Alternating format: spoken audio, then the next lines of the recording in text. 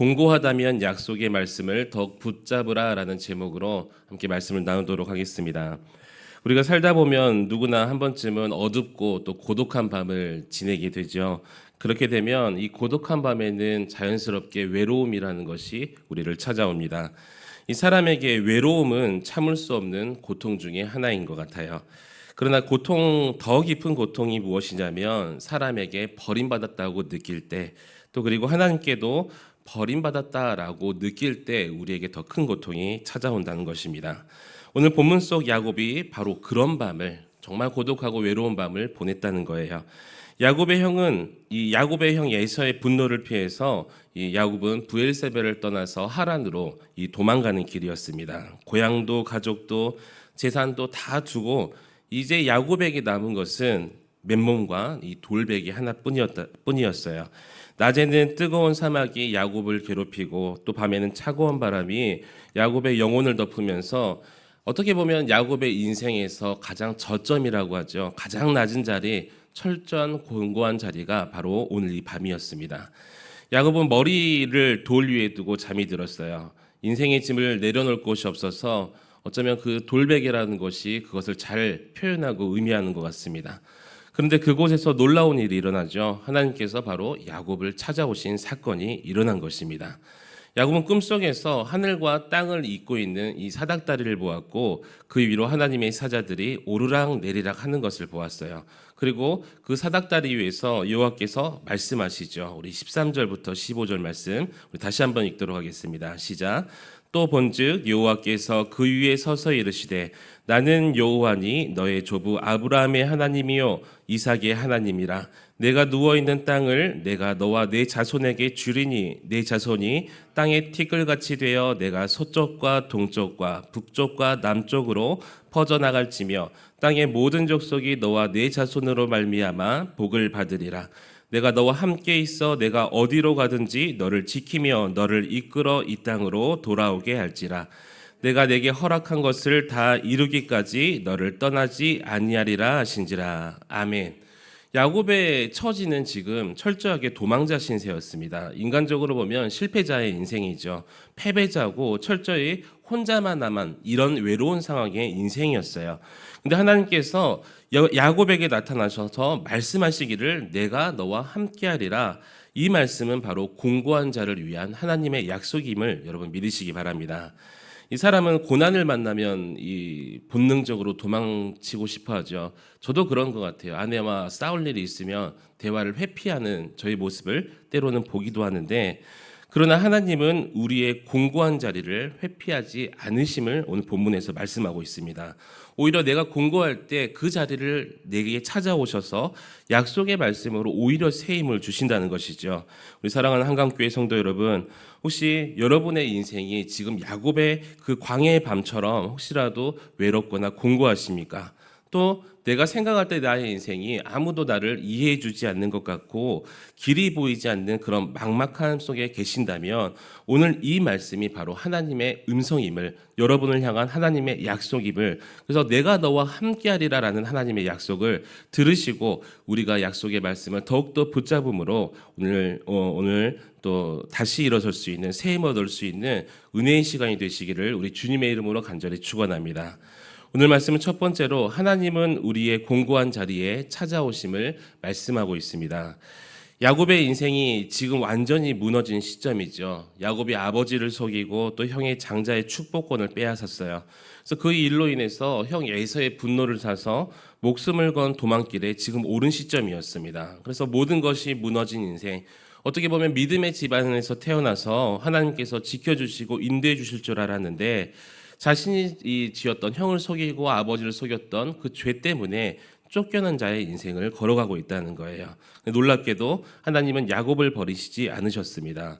야곱이 이 베델에 도착했을 때 이 베델이란 땅은 아무런 의미가 없는 땅이었습니다. 그런데 하나님의 임재로 인해서 베델, 하나님의 집이란 뜻을 가지고 있죠. 하나님이 집이 되었다는 거예요. 인간의 실패의 자리도 하나님의 집이 될 수 있음을 여러분 믿으시기 바랍니다. 그래서 하나님은 우리가 화려하고 또 성공 자리에 있을 때보다 오히려 낮아지고 깨어지고, 그 말은 무슨 말이냐면 내가 붙잡을 것이 하나님밖에 없을 때, 내가 다른 것 붙잡을 수가 없어서 하나님을 찾고 의지할 때 하나님께서 그 자리에 임재하신다는 것이죠.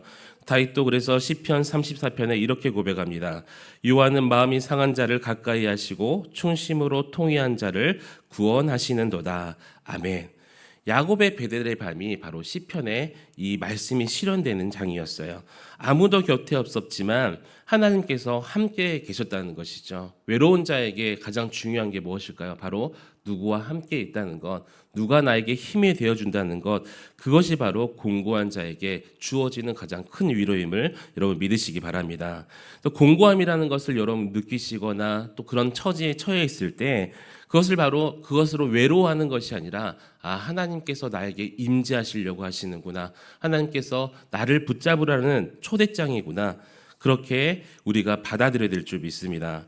모든 것이 끊어졌을 때 하나님의 임재가 더욱더 선명하게 느껴지겠죠. 마치 어둠 속에서 빛이 비춰지기만 하면 나의 모든 것들이 선명하게 보이는 것처럼 야곱이 그때서야 깨달았다는 거예요. 16절에 보니까 여호와께서 과연 여기 계시거늘 내가 알지 못하였도다라고 고백을 하죠. 공부할 때 우리는 야곱처럼 고백하잖아요. 어떻게 고백하냐면, 하나님 어디 계십니까? 하나님 나 어디 계세요? 나 힘들어 죽을 것 같습니다. 하지만 야곱의 고백처럼 하나님께서 우리와 함께 여기 계심을 여러분 믿으시기 바랍니다. 혹시 지금 베델 돌 위에 누워있는 것 같은 인생을 우리가 살아가고 있다면, 또 내 힘으로 감당할 수 없는 문제, 사람의 도움으로 해결될 것 같지 않을 것 같은 그런 상황 속에서 왜 나에게 이런 일이 일어났는가? 여러분 스스로 물을 수 있어요. 하지만 여러분의 그 답은 바로 그 자리가 하나님께서 임재할 자리임을, 베델임을 여러분 믿으시기 바랍니다. 그래서 하나님께서 고난을 통해서 우리를 버리시는 것이 아니라 그 자리를 통해서 우리를 만나 주시려는구나. 하나님께서 고난의 자리를 축복의 자리로 바꾸심을 믿고, 그래서 야곱이 돌을 베고 잤던 그 자리가 훗날 이스라엘의 그 신앙의 중심지로 변화됐던 것처럼 여러분의 눈물의 그 자리가, 공고했던 그 자리가 은혜의 시작점이 될 수 있음을 여러분 믿으시기 바랍니다. 오늘 이 시간에도 하나님은 우리의 공고한 자리에 찾아오심을 믿으시고, 또 하나님께서 우리를 이 고난을 통해 우리를 부르시며 또 그 약속을 통해서 새 생명을 주시는 그 사실을 믿고 다시 일어설 수 있는, 다시 하나님을 붙들 수 있는 저와 여러분의 복된 시간 되시기를 우리 주님의 이름으로 간절히 축원합니다. 오늘 말씀은 두 번째로 약속의 말씀은 공고함을 이기는 능력이다라고 말씀하고 계십니다. 하나님께서 야곱에게 말씀하셨죠. 내가 너와 함께 있어 내가 어디로 가든지 너를 지키며 너를 이끌어 이 땅으로 돌아오게 할지라. 아멘. 이 말씀은 단순한 위로의 말씀이 아니라는 거예요. 하나님의 언약적 말씀입니다. 공고한 사람에게 필요한 것은 무엇이냐면 어떤 환경의 변화보다 확신 있는 약속이 이 사람에게 필요한 거예요.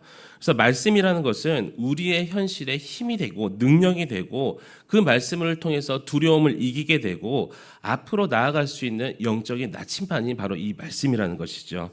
그래서 야곱은 모든 것을 다 잃었지만 그날 밤 얻은 것이 있다면 하나님의 약속의 말씀을 얻었다는 거예요. 하나님의 그 약속의 말씀이 야곱의 인생을 다시 일으켜 세우셨음을 여러분 믿으시기 바랍니다.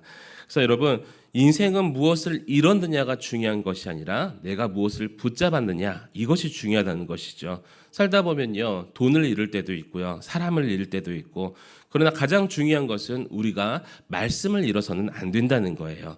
반대로 모든 것은 잃어도 하나님의 약속의 말씀을 다시 한번 붙잡을 수만 있다면 우리가 다시 시작할 수 있다는 것이죠.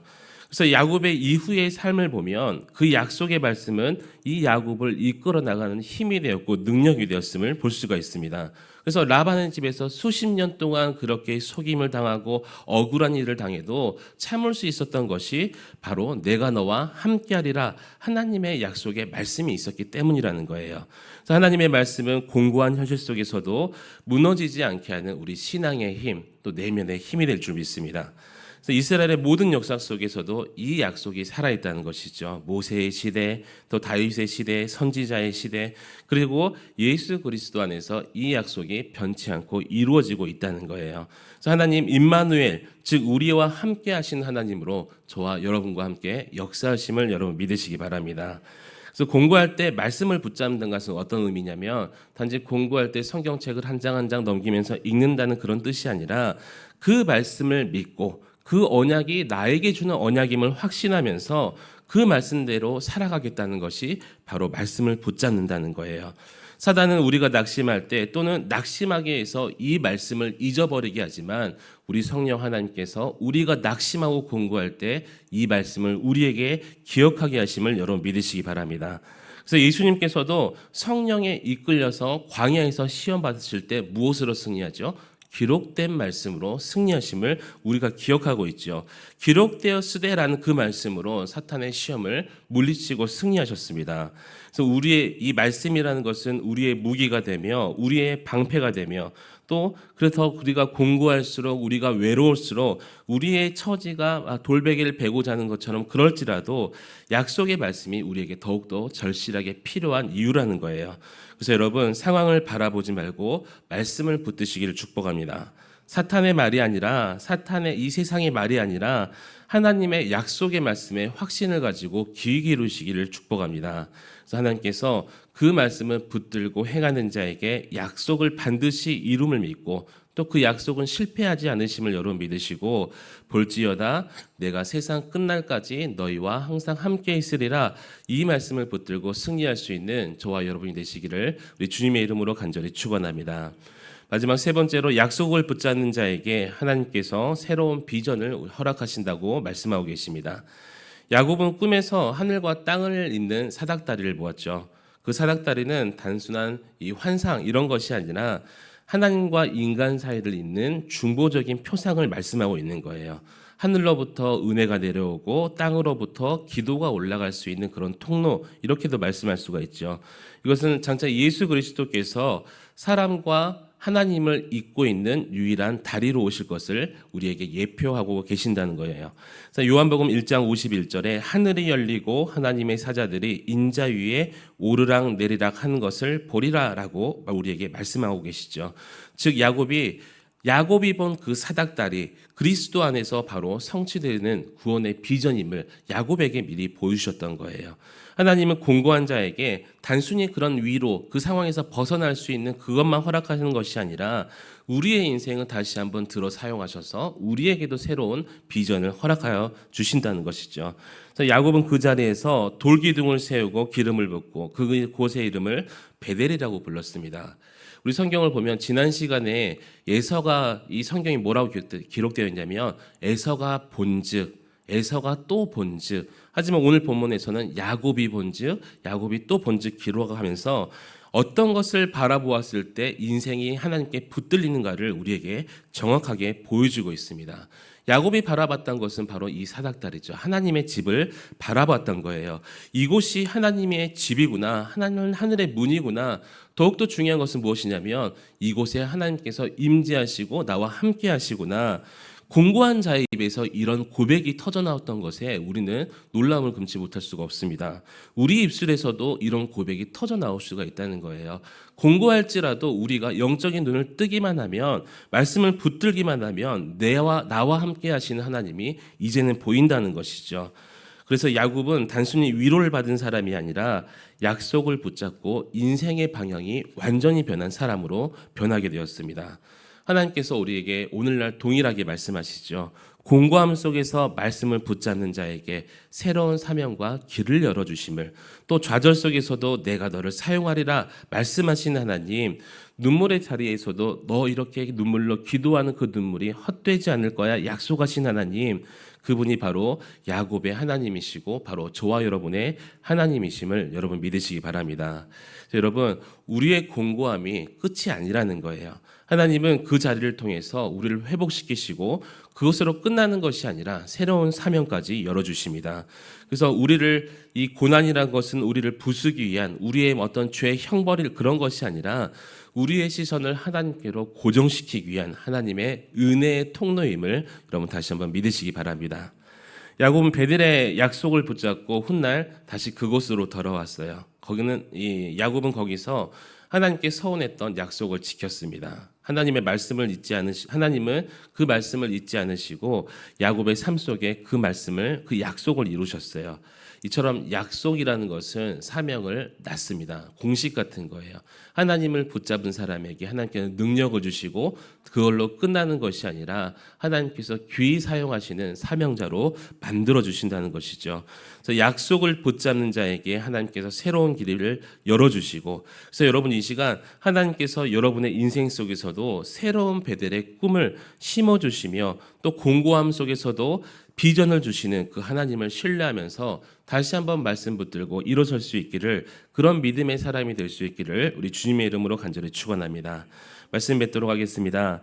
야곱의 인생은 베델에서 새로워졌습니다. 나중에는 엘 베델이라고 고백을 하죠. 하나님이 계시는 하나님의 집이라고 고백을 합니다. 그는 도망자에서 약속의 사람으로, 또 절망에서 이 절망이 소망으로 바뀐 것을 경험한 사람이었어요. 그러나 이 모든 변화의 출발은 하나님의 약속을 붙잡는 것에서부터 시작을 했습니다. 공고함 속에서도 약속을 붙잡는 자는 결코 무너지지 않는다는 거예요. 여러분, 우리도 마찬가지입니다. 세상은 점점 불안해지고 인생은 예측할 수 없지만 하나님의 약속은 변하지 않으셔요. 하나님의 약속은 신실하시며 그 약속은 끝까지 이루심을 믿으시기 바랍니다.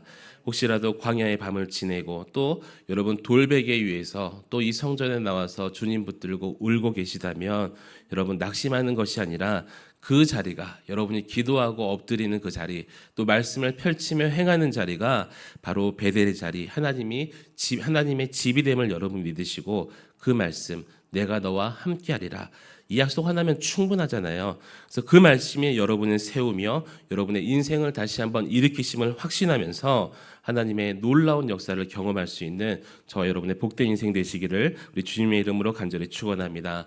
오늘 이 시간 함께 기도하실 때 하나님 공고한 상황 속에서도 하나님의 약속을 굳게 붙잡을 수 있는 믿음 허락하여 달라고 우리 주님의 이름을 한번 부르짖고 기도하며 나아가시겠습니다.